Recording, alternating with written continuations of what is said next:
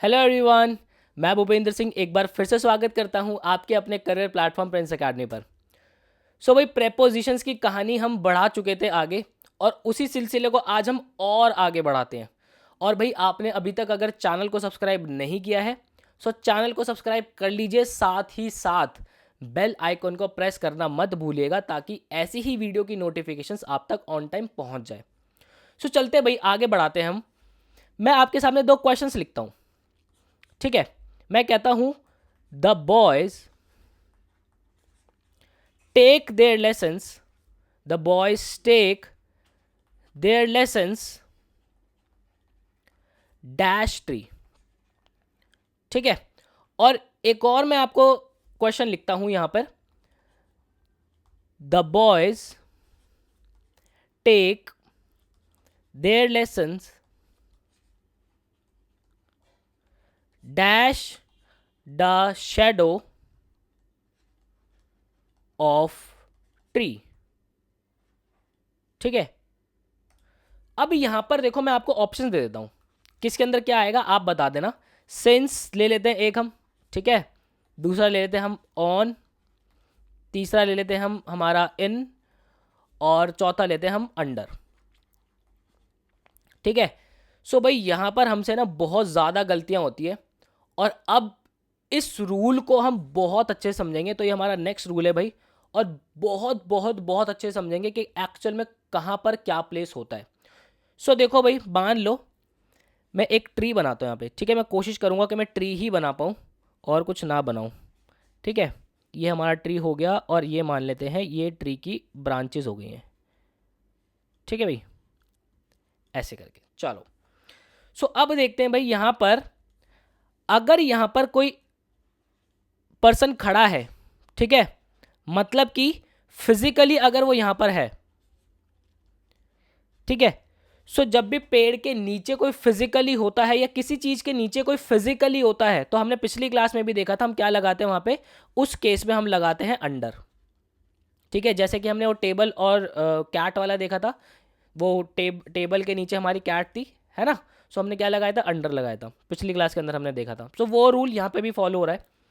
अब क्या है, मान लो सूर्य देवता निकले हुए हैं ऐसे, ठीक है भाई, सूर्य देवता एकदम अच्छे से निकले हुए हैं।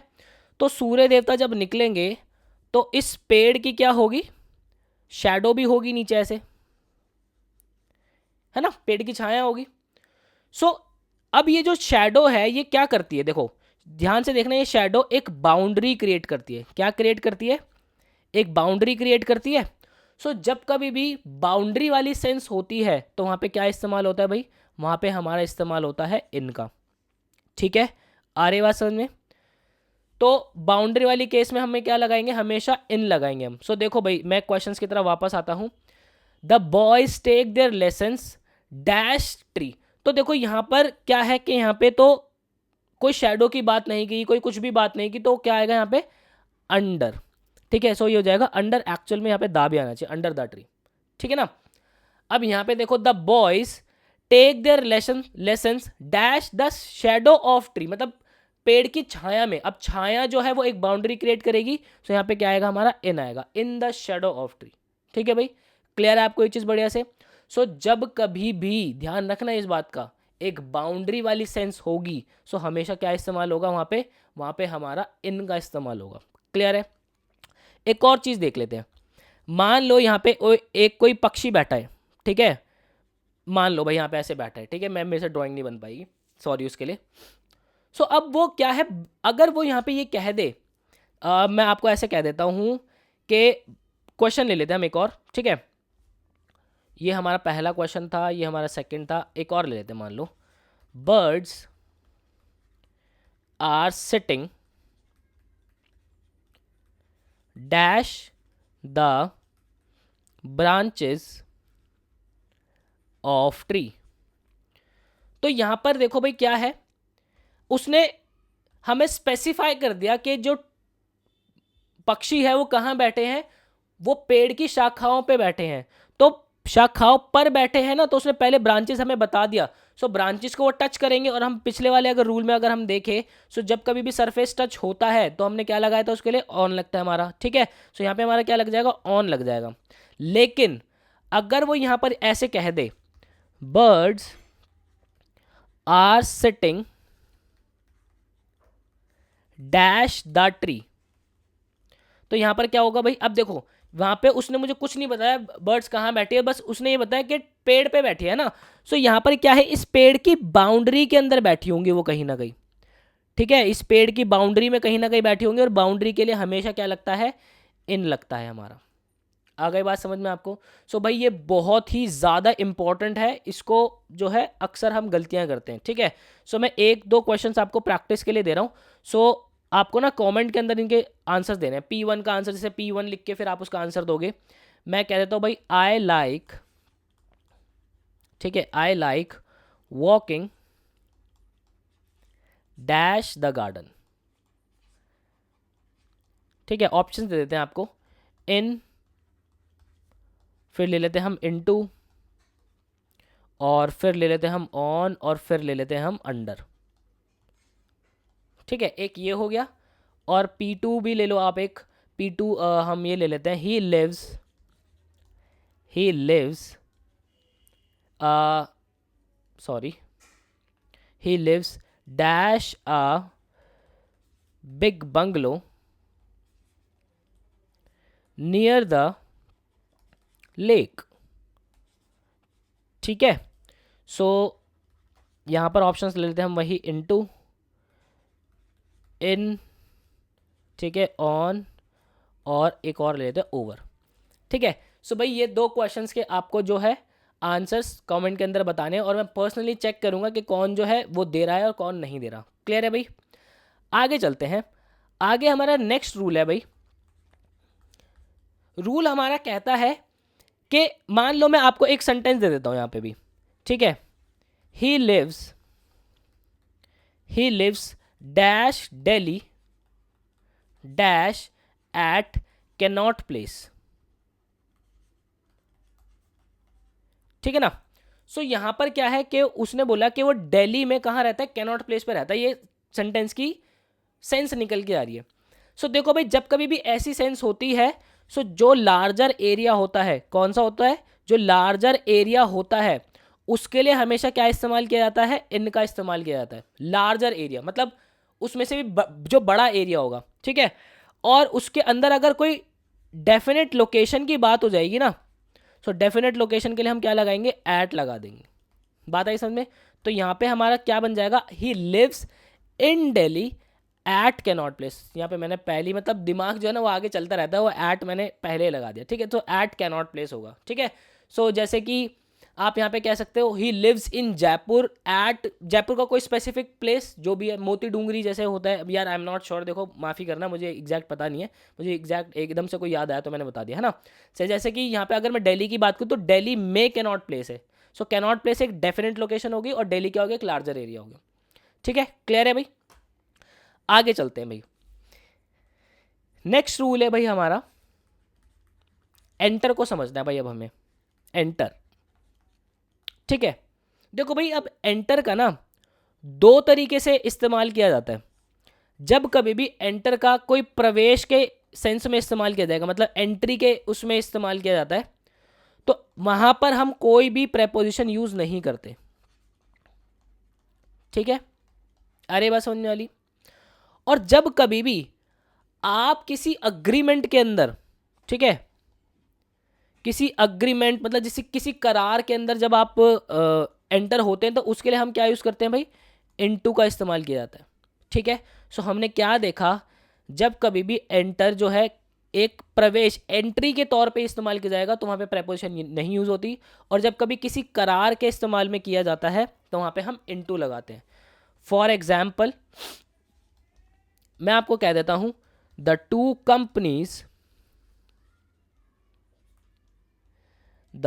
Companies entered dash an contract कह दो, या फिर अग्रीमेंट कह दो, ठीक है ना। सो यहाँ पर भाई अगर ये कॉन्ट्रैक्ट होगा तो एन नहीं आएगा, अगर अग्रीमेंट लगा होगा तो एन लग जाएगा, ठीक है ना। तो वो देख लेना, मतलब क्योंकि यहाँ पे दोनों चीज़ें तो मैंने इसलिए आपको बताया है। सो ये क्या हो जाएगा भाई, यहाँ पे इनटू आ जाएगा, क्योंकि एंटर्ड जो है अब एक अग्रीमेंट वाली सेंस आ रही है। सो यहाँ पे क्या लग जाएगा, हमारा इनटू लग जाएगा। क्लियर है आपको ये चीज़ बढ़िया से। आगे चलें जी। नेक्स्ट रूल कहता है भाई हमारा, नेक्स्ट रूल है हमारा क्वेरल का, ठीक है, झगड़ा। क्वेरल अगर किसी पर्सन के साथ हो, देखो लड़ाई हमारी क्या होती है, या तो किसी पर्सन के साथ होती है या फिर किसी मुद्दे पर होती है ना। सो जब कभी किसी पर्सन के साथ झगड़ा हो जाता है तो वहां पे हमें क्या लगाना होता है, कौन सी प्रेपोजिशन यूज होती है हमारी, विद का इस्तेमाल होता है, ठीक है। और जब कभी भी झगड़ा हमारा किसी मुद्दे पे होता है तो हम क्या इस्तेमाल करते हैं, ओवर इस्तेमाल करते हैं। क्लियर है भाई आपको ये चीज़। एग्जाम्पल लेते हैं, अब अच्छे से समझ में आएगा। मैं कहता हूं ही क्वारल्ड डैश हिज वाइफ, ठीक है। फिर एक और सेंटेंस लेते हैं, both India and Pakistan quarrel dash the matter of Kashmir, ठीक है। एक और सेंटेंस लेते हैं, ही क्वारल्ड,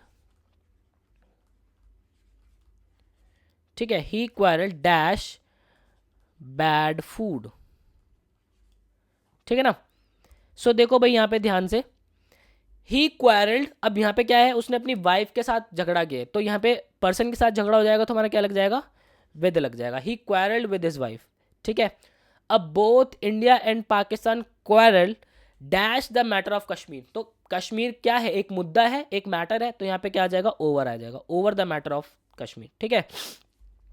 ही क्वारल्ड डैश बैड फूड, उसने खराब खाने के ऊपर जो है झगड़ा किया, तो खराब खाना भी क्या एक तरीके का मुद्दा है, so over bad food. Clear है भाई आपको ये चीज़ बढ़िया से। अच्छा जी, आगे चलते हैं। हमारा नेक्स्ट रूल, नेक्स्ट रूल हमारा कहता है कि देखो भाई हमें कंप्लेंट के बारे में समझना है, ठीक है। कंप्लेंट का मतलब क्या होता है, शिकायत करना।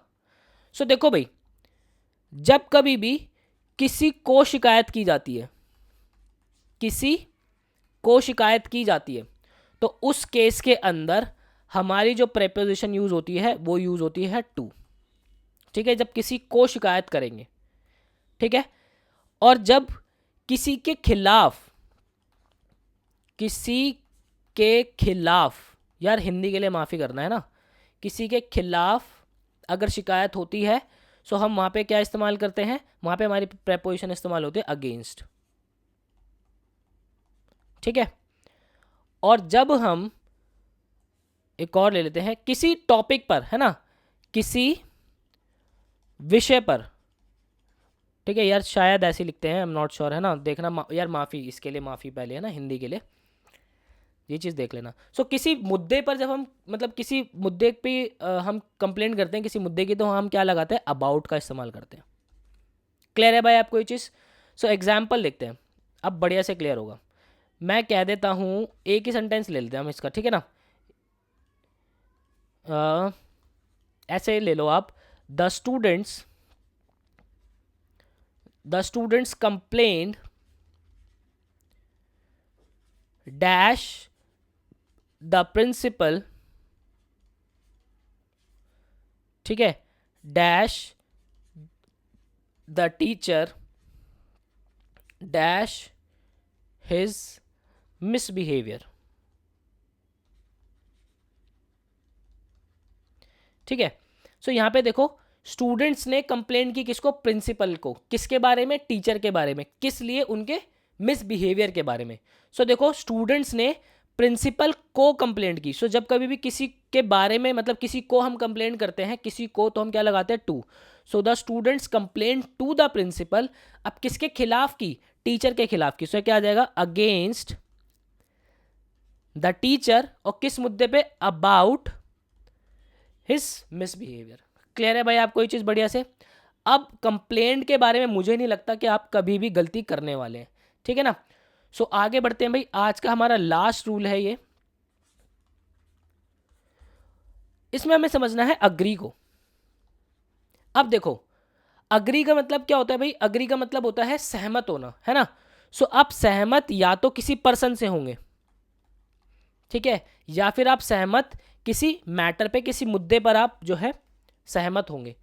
सो जब आप किसी पर्सन से सहमत होते हैं, सो वहां पे हमें क्या प्रेपोजिशन यूज करनी होती है, विद, ठीक है। और जब कभी हम किसी मुद्दे पे सहमत होते हैं, सो हम कौन सी प्रेपोजिशन यूज करते हैं, टू इस्तेमाल करते हैं। क्लियर है आपको ये चीज बढ़िया से। सो कहते हैं ना I am agree with you, ठीक है। सो आप यहां पे लिख सकते हो आई एम अग्री, यहां पे क्या आ जाएगा हमारा, विद यू। क्लियर है भाई आपको ये चीज, क्योंकि ये एक पर्सन के साथ जो है वो अग्री कर रहा है। क्लियर है भाई आपको। और अगर हम किसी मैटर पे अग्री करेंगे, सो हम यहाँ पे क्या लगा देंगे, टू का इस्तेमाल कर देंगे। सो भाई मुझे उम्मीद है आपने आज वाला सेशन हमारा एंजॉय किया होगा, और ऐसे ही सेशंस हम आपके लिए बनाते रहते हैं। सो आप अभी अगर चैनल पर न्यू हैं और आपने अगर चैनल को सब्सक्राइब नहीं किया है, सो चैनल को सब्सक्राइब कर लीजिए, साथ ही साथ बेल आइकॉन को प्रेस करना मत भूलिएगा, ताकि ऐसे ही वीडियोस की नोटिफिकेशंस आप तक ऑन टाइम पहुंच जाए। सो मुझे दीजिए इजाज़त, मिलता हूं आपसे नेक्स्ट सेशन के अंदर। Till then bye bye, take care.